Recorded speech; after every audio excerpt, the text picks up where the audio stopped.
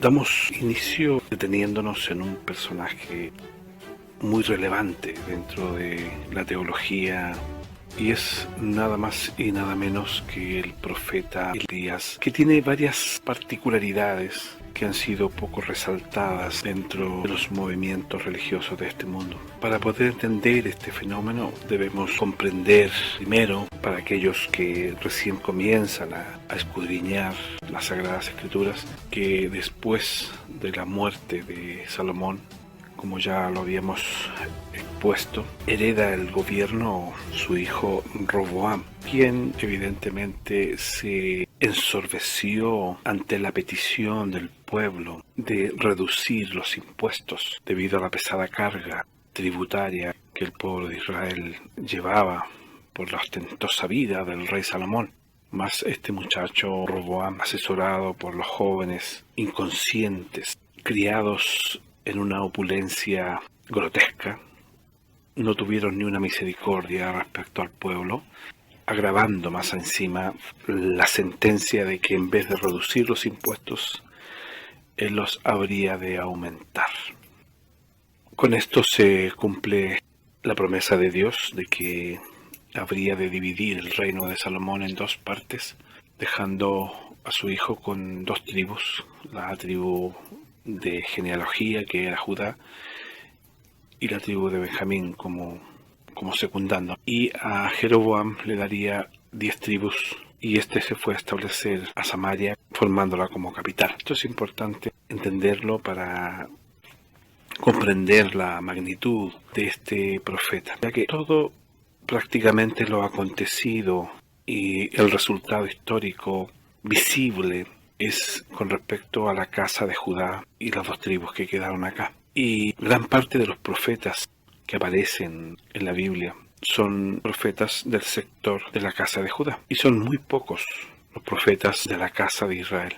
Y uno de los importantes es Elías Tisbita, ya que cumple con un periodo de tiempo prudencial de paciencia divina prácticamente con la casa de Israel, ya que Jeroboam, al ver que el pueblo descendía a celebrar las fiestas sagradas a Jerusalén, temió que en uno de esos peregrinajes decidiera nuevamente aceptar a Roboam como rey. Por lo tanto, prefirió crear solemnidades, fiestas solemnes y adoración a dioses que no era, por supuesto, la adoración a Jehová, distorsionando absolutamente la mentalidad del pueblo y avalando adoración a demonios.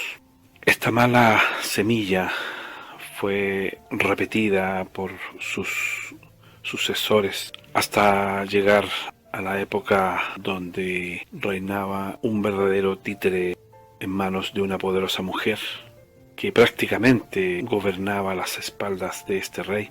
Este rey se llamaba Acab, un personaje grotesco que gobernó las tribus de Israel por más de 20 años y que era títere de su mujer, la famosa Jezabel. Esta mujer, bruja, maligna, malvada, idólatra, enemiga de Jehová, opuso gran resistencia y se conjuró en eliminar todo vestigio de adoración a Jehová, incluyendo, por supuesto, al más peligroso para ella de todos, a Elías. Y una de las razones fue un desafío que realizó Elías a los adoradores de Baal, y es que los reunió para desafiar a sus respectivos dioses.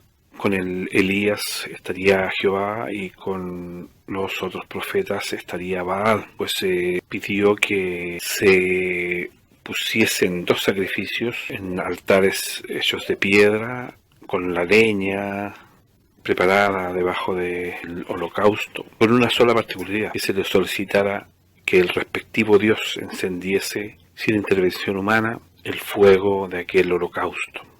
Bueno, los profetas de Baal prepararon la leña, pusieron encima el animal sobre esas piedras y por supuesto se pusieron a hacer sus adoraciones, cánticos, saltos, se cortaban, gritaban, danzaban y nada sucedía. El dios Baal no encendía el fuego de ese holocausto.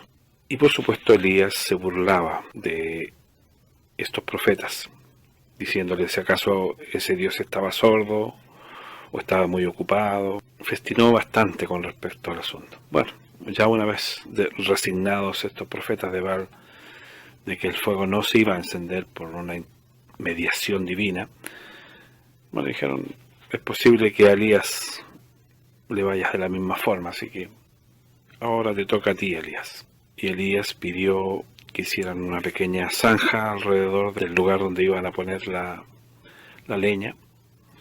Pidió que mojaran la leña, prácticamente quedó sumergida en agua. Pusieron el animal encima y por supuesto Elías hace su oración y desciende fuego del cielo que quemó el sacrificio, se bebió el agua, casi derritió las piedras, mostrando el poder divino maravilloso de Jehová de los ejércitos. En esa ocasión Elías elimina a una buena cantidad de profetas de Baal, lo que acrecenta el odio de esta mujer maligna en contra de Elías, decretando la muerte de éste. Donde fuese encontrado debía ser eliminado. Por lo tanto, Elías huye. Y una vez en el desierto, una vez que está escondido, nacen la famosa frase, solo yo he quedado. De toda una nación puedo sentir el dolor de Elías, de saber de que de toda una nación que históricamente había sido traída desde el Éxodo por el desierto, habiendo transcurrido tantas batallas y tantas situaciones hasta tener su primer rey, y tanto tiempo transcurrido para pervertirse de la manera en que se pervirtió, Elías se sintió solo. Y en una oración desgarradora le expresa a Jehová que solo él ha quedado ante las fuerzas malignas. Pero Dios le da la buena noticia. Le dice, me he reservado un remanente que no han doblado las rodillas ante Baal. En ese lugar desértico, abandonado, Dios proveyó una sustentación para Elías. Primero fue con los cuervos que traían restos de alimentos y se los dejaban a los pies de Elías. Y posteriormente un ángel le trae una torta que debemos dejar claro que no es una torta como la que ahora pensamos de cumpleaños. Una torta es, como diría, una tarta, una masa contundente, llena de vitaminas, llena de proteínas, las cuales le permitieron, con ese solo alimento, permanecer mucho tiempo sin ingerir nada más. Posteriormente tenemos el maravilloso momento en que, habiendo anunciado a su discípulo la proximidad del momento de su partida, yendo junto con el discípulo llamado Eliseo, Dios los aparta y Elías sube a la nube celestial succionado por un torbellino muy similar a lo que sería un twister, a lo que sería un tornado, pero manejado solamente en una analogía a lo que podía asimilar el espectador Eliseo viendo subir a su maestro por un tubo invisible prácticamente, y la única forma de definirlo era un torbellino, y es recibido por esos carros de fuego. Ahora la importancia de Elías es absolutamente evidente. No olvidemos que Malaquías manifiesta que antes de la venida grande y terrible de Jehová se debe manifestar Elías, mostrando de que durante todo este tiempo, o durante todo el tiempo que transcurra hasta la segunda venida de Cristo, hasta el fin de los tiempos, Elías ha permanecido en presencia de los ángeles y en presencia de Jesucristo, en la base estelar. Algún suspicaz que piense de que esto contraría la primicia de Cristo, de ser el primer ser humano en llegar a la presencia de Dios, Él sigue siendo la primicia, porque Él cruzó la muerte. Él fue el primer transformado. Además fue el primero en abrir el velo para presentarse ante el Padre. En cambio Elías fue llevado en vida y no vio muerte, y tampoco fue presentado ante el Padre, porque al Padre nadie le había visto jamás. Y Cristo, como humano, transformado y divinizado, iba a ser el primero en presentarse ante el Padre, siendo en sí las primicias. Por otro lado, Elías está reservado para una gran misión en el tiempo del fin. Y en esa dualidad de conceptos que tiene la Biblia, nos encontramos que nuevamente vuelve a trabajar con las 10 tribus de Israel, las que se encontrarán presentes en la culminación de los tiempos, ya que estas son 10 naciones muy importantes en esta época. Por otro lado, también se enfrentará, al igual como lo hizo en el pasado, a Jezabel, que no es otra analogía más que la representación de esta mujer ebria de la sangre de los santos, como lo es la gran ramera Babilonia. Desde tiempos cristianos, en la época de Cristo, para aceptar a Cristo como Mesías, se le ponía como condición la aparición de Elías, y por eso algunos confundieron a Juan Bautista con Elías. Incluso los discípulos pensaron que Juan Bautista era Elías, pero Cristo manifestó claramente de que Elías viene primero, antes de la segunda venida de Cristo.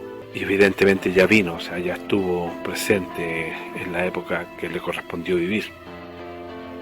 Es Elías el que tiene la función final, junto con el otro testigo, porque Elías es uno de los dos testigos, que tiene la misión de restaurar todas las cosas, de predicar el Evangelio del Reino. No le corresponde a una iglesia, porque no hay ninguna iglesia en este momento que represente a Jesucristo en su verdad, en su profundidad, en su Evangelio, ya que todas están contaminadas con el lucro y están contaminadas con el comercio y fornicación con los políticos de este mundo, haciéndose favores mutuos, poniendo a los pastores a sus ovejas a servicio en votaciones a estos políticos, y los políticos compensando a estos pastores con regalos ostentosos como terrenos, vehículos y otras donaciones.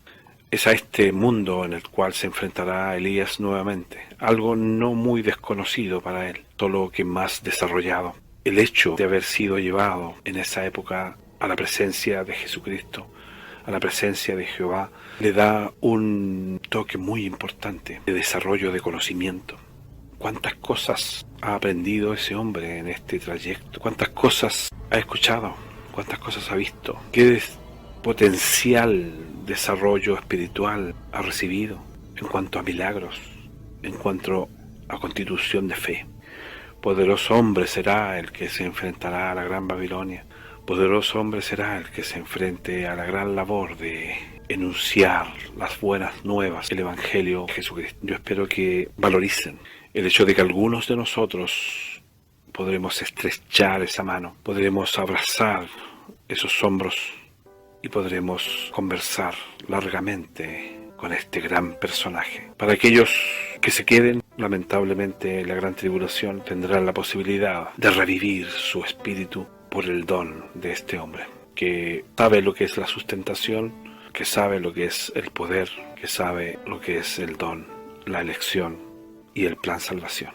Yo espero que Dios les bendiga y que tomen en cuenta la importancia de este gran personaje. Es un profeta que fue reservado para el futuro. Es un profeta del futuro, al cual se le ha dado poca importancia, poca recepción.